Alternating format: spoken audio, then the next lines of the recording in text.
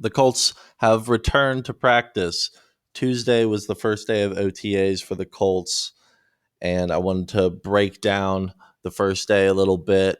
There were a lot of news coming around the Colts with the injuries that they have, and nothing too major, as we've seen that Frank Reich is just wanting to protect the players, and there are no worries about anybody missing a considerable amount of time.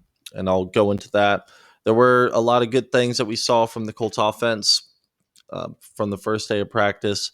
There were some matchups between rookies, Paris Campbell and Rock Ya-Sin, that I'm going to talk about a little bit, that kind of stood out to me a little bit. But welcome back to another Indianapolis Colts podcast. I just wanted to break down the first day of OTAs a little bit as we get closer to the 2019 season and what it's going to look like. Now we're seeing more and more of these picks come to fruition here, and we're going to see what the 2019 draft class is going to do. And I think that we've seen some good things out of the top picks this year for the Colts. But starting with what I saw out of the OTAs and the news were the injuries.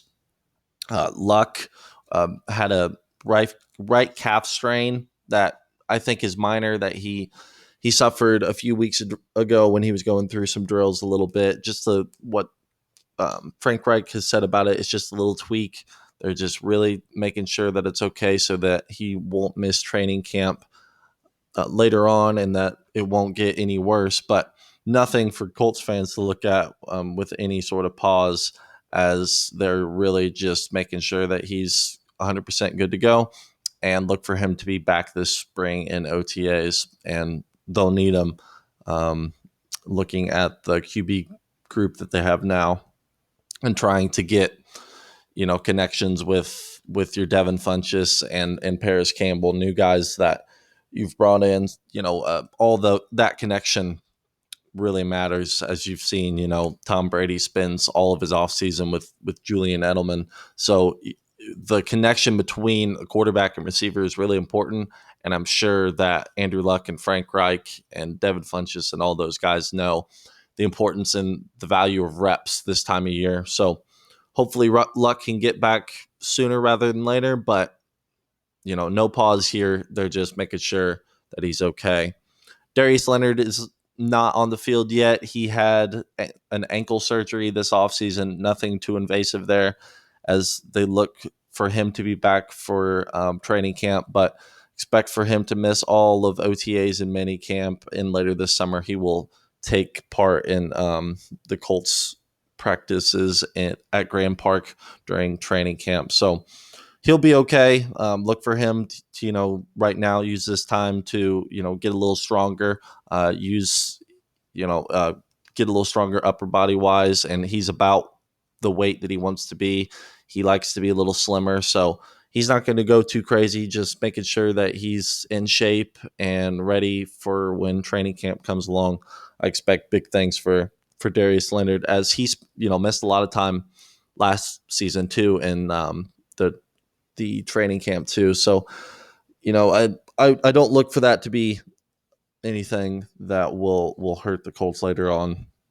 And I hope that that ankle that kind of gave him some problems during the year will be a little bit better now after this small surgery that he had. Jack Doyle is still recovering from his hip surgery.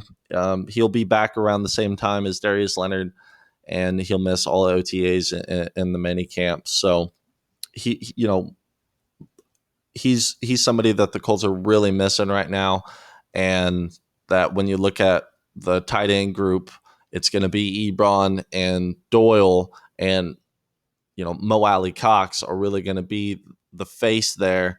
And look for Ebron to take another step up this year, but Jack Doyle is kind of the engine there of the tight end room, and there's a lot of trust and chemistry with quarterback Andrew Luck, as he's been one of Andrew Luck's favorite targets within the past couple of years. So Jack Doyle, coming back from this hip surgery, it was a long process for him, and he's been out for a while, but look for him to come back. And I really think a lot of Jack Doyle. So look for him to have a good season. I really hope that he can stay healthy. Eric Ebron was another one that didn't practice.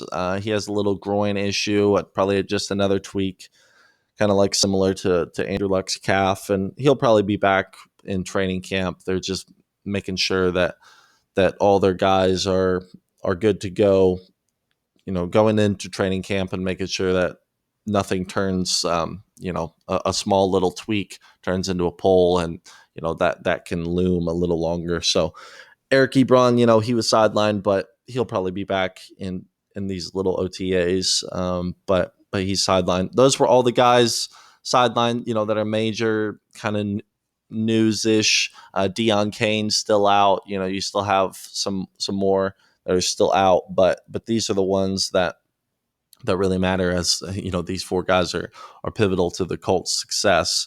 But these guys are going to be back for training camp, for sure. So it'll be okay. As the Colts are really going to hopefully be pretty healthy coming into the season. Another one that I believe did practice that had some injury issues was Malik Hooker, and T.Y. Hilton also practiced too, as there was that issue with the ankle that really hurt him for the last 8 weeks of the season, as he didn't practice. He was just going to games. So T.Y. Hilton was a full participant in all the things as well.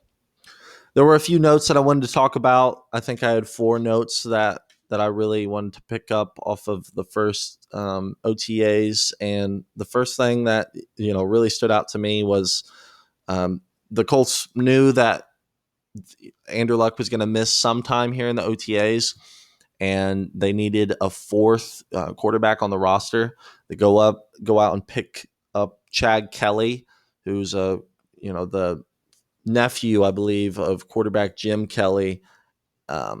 And this kid has a decent resume when you're looking at his college stuff, and he was a pick by a late 7th round pick by Denver a couple years ago in the draft. And he had a really weird situation where he was out at a bar, I believe, and took off from all of his friends. And I believe he was in a rage. He was very angry, reports say, and he broke into a house, and he was just frantically sitting on somebody's couch and was very incohesive and looked almost drugged out. He was not there, and he was arrested and detained after that for his actions there. And that is a pause as you look at a quarterback needs to be mentally stable.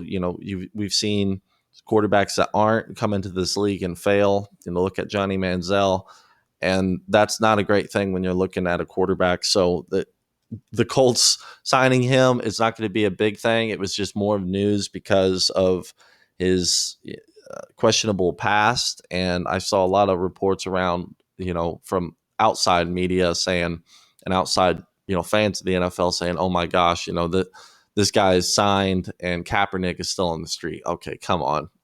Let's just not even bring that up.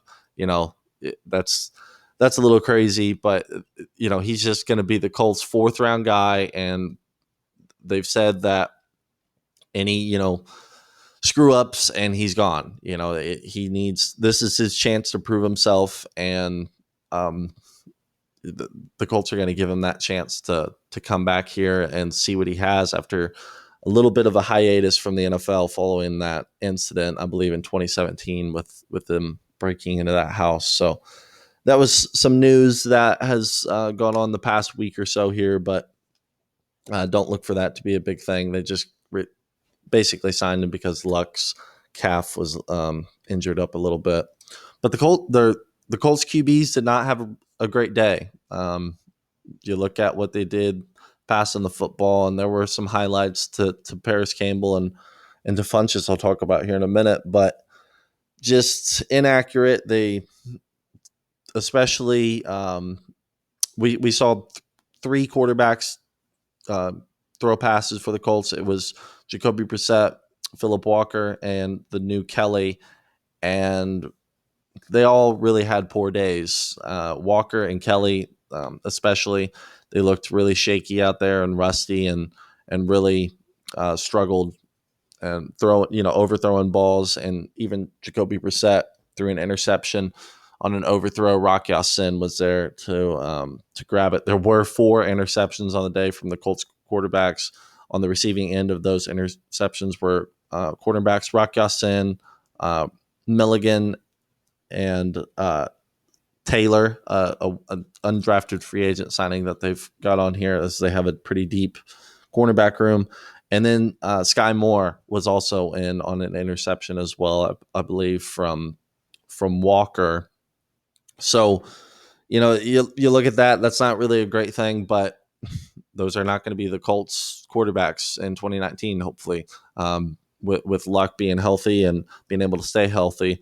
So I'm really hoping that, Luck can come back and be in more of a groove. These OTAs are always going to be a little shaky, as we've seen from Luck. He hasn't really thrown a lot of footballs recently, especially in the offseason. I'm sure he has within the past couple of weeks as they've kind of got back more into practice here. But, I wanted to see a little bit more from Brissett. The Colts and Chris Ballard are really high on Brissett, so I'm not going to make a whole lot from Tuesday's OTA on the quarterback situation, but didn't look like they had a very good day. So that was one thing that stood out to me. The second thing were the wide receivers. Like I mentioned earlier, Ty was a full participant, so there should be no issues with his ankle moving forward. Sounds like he's had a lot of rest and time to rehab and just recover from that injury. It was a high ankle sprain, and those are really tough to get over, especially trying to play football every week. Deion Kane is still sidelined, and I'm still high on him. I really think that he has the potential to get into the five or so man wide receiver room, and I really think that he can. Look for him to be back in training camp from his ACL injury that he suffered in the preseason last year. Paris Campbell had a great day. It looks like he's one of the better guys on the field, along with him and Funchess. But you look at Paris's speed, and that's the one thing that Reich mentioned in his presser following the first day of OTAs, was how impressed he was by his speed and by his route running that he already has as a rookie. He was pretty established there at Ohio State and had a pretty impressive resume, especially his senior year, looking at how many yards and touchdowns that he had. So he's going to be a threat. And he had a nice play on a deep crossing route where he beat Rock Ya-Sin in coverage. And it was nice to see, because Paris Campbell has always been more of a, looking at his tape, a yards after the catch receiver. You get him on a little dink and dunk pass, like a little slant, and he goes and runs for 40, 50 yards because he's got his 4.31 speed. But he had a nice little play. It looked like, kind of a crossing route / post, beat Rock Ya-Sin in man coverage, and not necessarily a good look for our first, for the 34th pick, Rock Ya-Sin, but really great stuff from Paris Campbell, as the Colts offense hopefully is really going to take a step up this year, especially with the wide receiver room. The other wide receiver that really stood out was Devin Funchess. You looked, and there was another highlight play with him. It was a 50-50 ball from Brissett, kind of a back shoulder ball with Pierre Desir draped all over him, Colts number 1 corner right now, and he just snags it over Desir and makes a nice play. And he just looked really consistent. He looked like, other than Ty, the best wide receiver out there, which is why I think that coming in, it will be Ty number 1, Funchess number 2, and Paris Campbell will probably, fly in there somewhere. There is possibilities, of Funchess playing the slot, even though you look at him, he's kind of a sideline guy with his frame. But, you've also seen Ty have the ability to move around the field too. So the numbers are not going to be that important with the Colts, as they're, going to throw in all sorts of guys, and hopefully Deion Kane and others will make contributions as well. And this is a big wide receiver room for the Colts, and guys are really going to have to step up and to prove their worth. So look for that. And Frank Reich went out of his way in the presser to make comments about Funchess. He said that he likes what he's seen from the um, newly added free agent, and look for him to come in and make contributions on this offense. Frank Reich has been high on him since his arrival in Indianapolis, and I think for good reason. And Mo Alley Cox had a lot of, or has a lot of opportunity right now with Doyle, Ebron, and Ross Travis all out with their injuries right now. He's taken a lot of first team reps and getting a lot of passes thrown his way from all the quarterbacks. So this is his time to, like what Reich said on Alley Cox from last season. He says that he always had good hands, and we know that he has good hands, but where he struggled is at times he thought he was like an average route runner. So this offseason, they've really kind of preached that to him and have made that more of an emphasis for him to focus on. And he says that even from yesterday that he saw improvements in his route running. And if you see that, then that's going to be dangerous, as you know, you're going to have a solid three tight ends with your Ebron, Doyle, and Ali Cox. So this is going to be a big time right now for Mo Ali Cox to step in and show what he's got, as he's really one of your only healthy tight ends on the roster right now. But I think that the wide receiver room is taking a step in the right direction, and tight end group for both. And you look at how shaky the wide receiver room was last year with all the drops, and now you've added Paris Campbell and Funchess. It's going to be a big time thing. And with Kane coming back from an injury, really, look for this to step up. And Paris Campbell was also taking reps as a punt returner. So, is he going to take that spot from Chester Rogers? Well, if he does, then what happens to Chester Rogers? This is a guy that I always thought was going to be on the bubble anyway, and somebody's going to have to be let go from this room. It's a pretty deep room, as you look, and you still have Reese Fountain, you still have your Marcus Johnson and your Chester Rogers. Only one of those guys are, in my opinion, going to get the final spot. And so one of those guys is really going to have to step up. So we'll see if Chester Rogers does, as he, probably has the most NFL experience out of all of those guys. But this is the time for them to step up and make plays and show their worth. The third point I wanted to make here was the Colts' new offensive line coaching emphasis.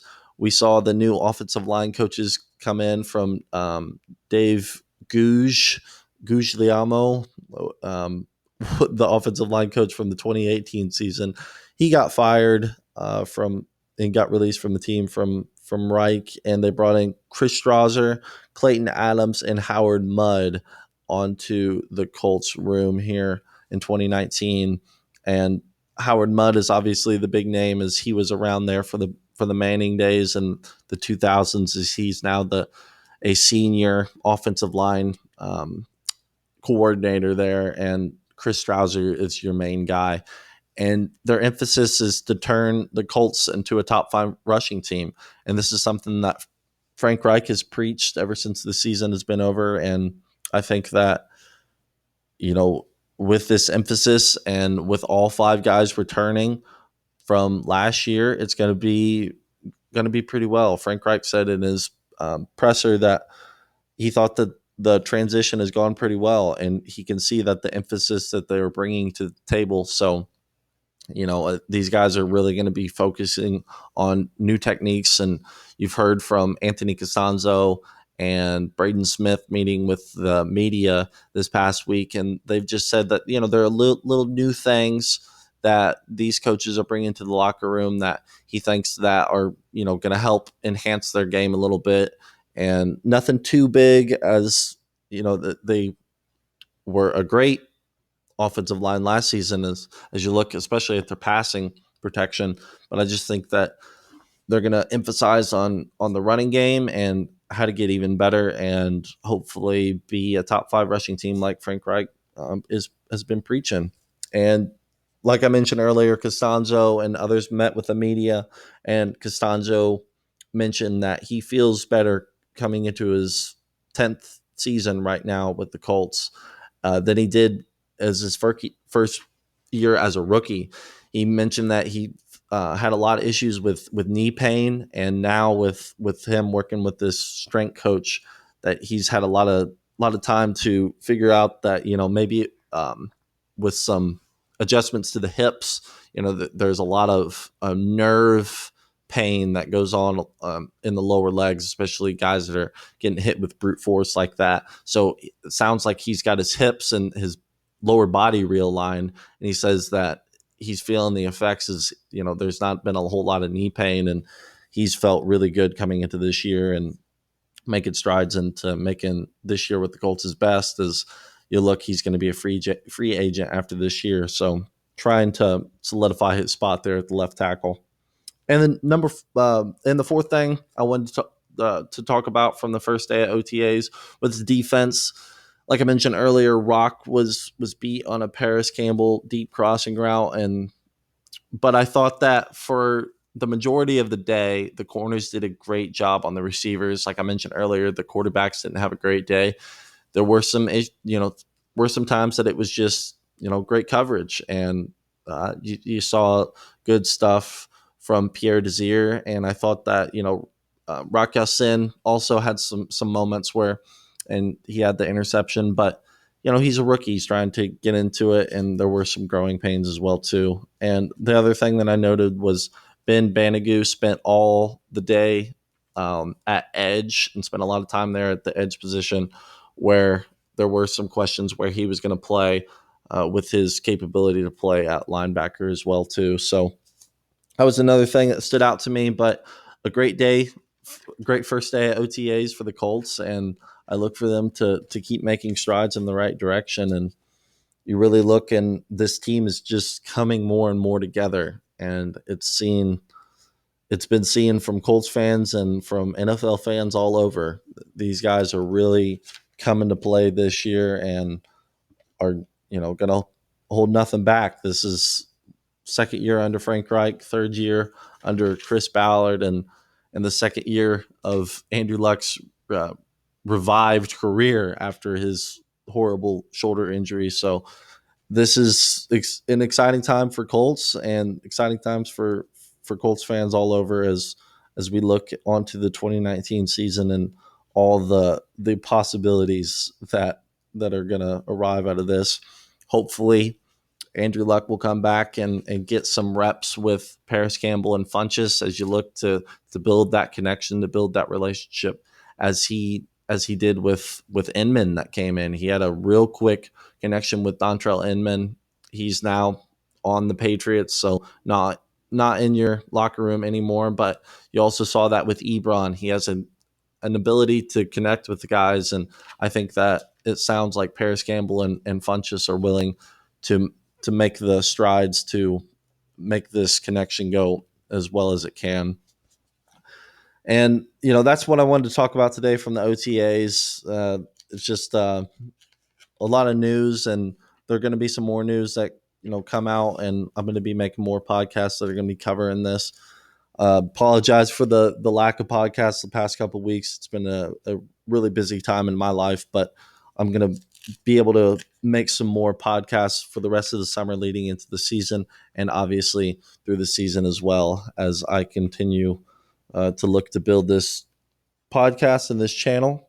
I'm going to be looking to add more podcasts on iTunes, so you won't have to listen to it on YouTube. If that is something that you're interested in, I'm going to be looking into that within the next couple weeks to a month.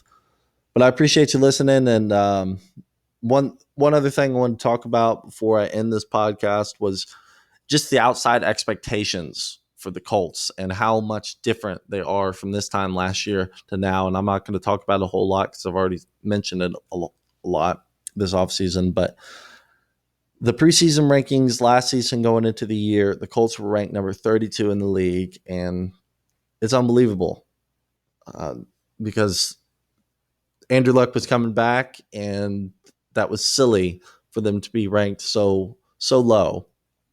But this season is completely different. The Colts really turned a lot of heads this past 2018 season, and now with the draft behind us, I think that with with national media and Colin Cowherd especially, everybody's just falling in love with the Colts, and that's an exciting time for Colts fans as we look. We think highly on the Colts and have for a long time, and it's nice to see others thinking on as well. And you look, USA Today had the Colts third in the power rankings. NFL.com and ESPN had them fourth, and CBS had them fifth in the power rankings coming into the season. And I would have them right in there as well. 3 to 5 would definitely be where I would have them at. I think I had them number 4 in my post draft top 10 power rankings. So it's going to be a lot of fun. We'll see with Andrew Luck coming back. We'll see how he does, and I'm looking for great things coming into this year. So, like I said, thank you for listening, and I'll be coming out with more of these podcasts covering OTA and all things Colts as we look who's going to make this 53-man roster. And this is going to be a lot of a time for guys to step up and show what they have. So I'm going to be reporting and giving you guys the information so you don't got to dig like I do. So I appreciate you listening, and I'll be back with another one a little bit later on. Thanks.